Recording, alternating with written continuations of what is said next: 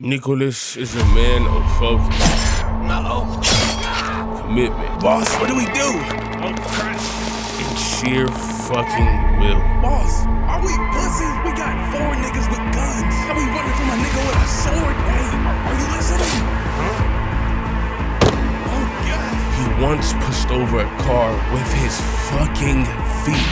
Who the fuck can do that? But I can assure you, stories you hear about this man, if nothing else, is watered down. Until today. So our guy Nicholas and his buddy Warwick are in a group called Handymen. And they do the things the police or the mob can't or just won't do. Warwick is the smooth talker, the funny guy, the main guy with the has. He does it all. But what makes him special is his brain. He can read books in seconds, never forget a face, all that. And Nicholas, as you can tell, is the muscle down to bang out with any.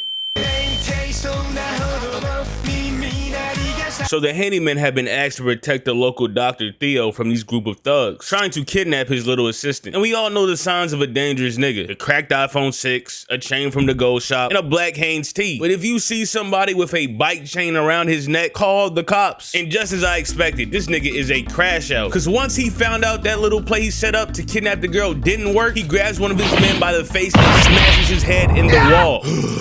I'm not mad, I'm disappointed. So this big black nigga is a part of a species they call tags, and they are the superhumans of this world. And out of all those superhumans, he is ranked B. So when Nicholas pulls up to the doctor's office with this little girl, bro's like, "Hey little bitch boy, hand over the girl." And Nicholas is not fazed. He tells Doc, "Give me 3 minutes, gang. That's all I need." And not 3 minutes to beat him, 3 minutes to just play around. So bro's like, "You wanna keep playing with me?" And punches a hole in the concrete. But he wasn't aiming for the concrete. He was aiming for the nigga who just somersaulted over him, kicked him so hard he fell like 3 times. Oh, if that was my boss, I'm running the other way. I'm fast as fuck, boy. Get up!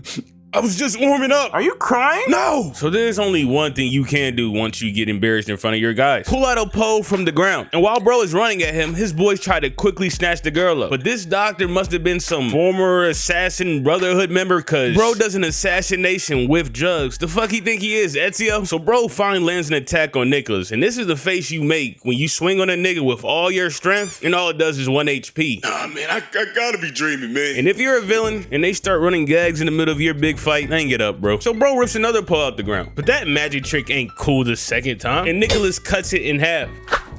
And bro is doing him dirty. It's not even close. So bro decides to end it by jumping over him and cuts him down. Damn, in front of the hoes too. So this is the first tag we seen get beat. And we ain't seen the real demons yet. So we move on to our next job. Protect Mr. Monroe. Now Monroe, he's one of the head of the 4 major families. We got the Cristiano family, known for being the sanctuary for tags, which is led by a 14-year-old girl, by the way. Yeah, I don't know. The Parkley Guild, they're the mercenaries. They recruit and train tags, making sure they operate under the 3 laws. And then there's the Cariska family. They manage the weapons, the brothels, the racists, and they can't wait for the day these fucking tags get out there shitty, boy. And then there's the Monroe family, the mobster, the family that handles the drug trafficking, producing Franklin Saints everywhere, but their protection is kinda mid. So to recruit Nicholas and Warwick when they need real protection. So the police, quote unquote, arrest Nicholas and Warwick for all the murders in the city. And Warwick starts putting that big brain to work, giving them background checks on everyone that was murdered. Mind you, he's doing this off memory, off one meeting, and then Monroe calls the station. Hey, fat ass, I called the Handyman and the girl. They said they were with you. I need them over here immediately. Sorry, Mr. Monroe, but they're criminals under arrest, and if you don't bring them here now, I will cut your paws off and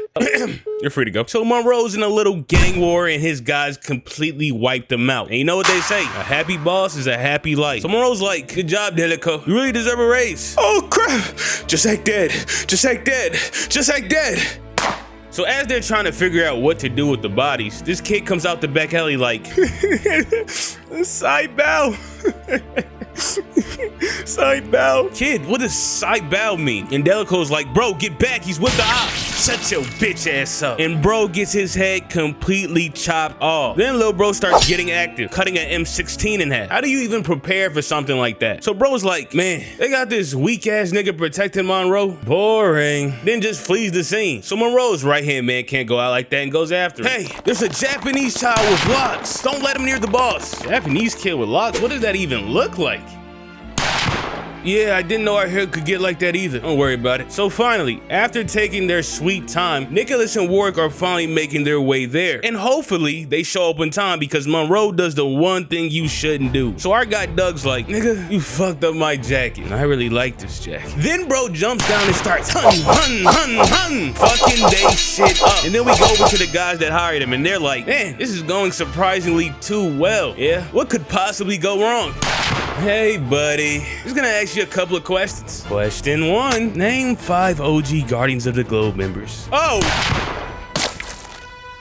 So we go back to Doug and he's still trying to take Monroe's head, but bro has soldiers. Bro's like, man, you guys just stay down? I can't believe the only tag you got is this D-rank bum. Hey now, don't make fun of our human shield. And who said we only had 1 tag on the payroll? Then Nicholas comes and breaks this man dagger immediately. And this begins the battle of 2A ranks. This shit is about to be peak. So peak, in fact, these niggas start doing parlays on this. All right, who y'all got? Who y'all got? Hey, yo, let me get a K on Nick. All right, I got 20 on Doug. Hey, niggas, yo, come put some money up. Mind you, they were just fearing for their life a second ago. Now they putting money up on the fight. Hate niggas, man. And them boys is putting belt to belt. It's over, Nicholas. I have the high ground. But then this man Nicholas starts getting attuned with his chakra nature and starts running up the walls. It took Naruto and Sasuke 3 days to do this shit. Then these niggas start going at it. I mean, this choreography is just sexy. So Doug starts getting creative by throwing his jacket in the air and starts flinging knives through it. Hun. And it actually catches this man. Then bro starts getting cocky like, yeah, we'll finish this later. And goes for Monroe again. But Nicholas jumps on this man and kicks him through a window. So as Doug jump out this bit like Ninja Gaiden, we learn a little thing about Nicholas. You see, tags have to take pills to live called Celebra, at least like 1 a day. But this nigga Nicholas overdoses himself, giving him a low pain tolerance. And Doug is starting to see it. What type of guy grabs a weapon barehanded? So now we finally start to see the battle going in Nicholas's favor. Bro is switching stances, all of that, not giving him any time to breathe. So as Nicholas goes for the kill, this fine lady saves him in the nick of time. So these lovely people belong to the Parkley Guild that I mentioned earlier. And you may ask, who could possibly be fast enough to save someone point blank from a drugged out Nicholas? The motherfucking S-Class tag, fuck is you talking about? So their leader's like, you little shit, the 3 laws are in place so we don't go back to slavery. You had the nerve to violate those laws. Put them on the ground. Next time you violate our laws again, I'm gonna shoot you with something other than these downers. Then she start blasting Nick. And the other girl took Warwick Blick so quick, bro couldn't do nothing but watch. So as they leave, Warwick has to carry back Nick and Doug in the pouring rain. But with that, another job complete. And we move on to the tag hunters. As you can tell, the tags are kind of dangerous. So there's people that want them gone. We have anti-tag factions, all that. So sometime later, as Nicholas is healing from his injuries, bodies and bodies of tags keep appearing and no one can figure out what's going on. I, for one, would question the races, but he's got the most aura out of all of them, so doesn't really do much. So they throw a party to gather all the vulnerable tags to protect them from their vicious attackers. And the Handymen have been requested to protect all strays. So one fine shit song later, the real demons make their move. Erica and Mikkel, you know, just some tag on tag crime. So how do they make their move in such a highly secured party? Oh, they got a mole, one of Monroe's men. He teamed up with the anti-Twilights and kidnapped this man's daughter and now is forcing him to attack the head of the Cristiano family, the 14-year-old girl. So as bro goes for the kill, her man Galahad grabs his knife and just rocks him. Then as more anti-Twilight starts barging in, Marco comes in and starts whipping these niggas like a bootleg Kurapika he is. So Loretta is pissed. She's like, I know your dumbass didn't come up with this plan alone. So who put you up to it? I will feed you to my dog if you do not tell me. Ooh, dogs. I love dogs.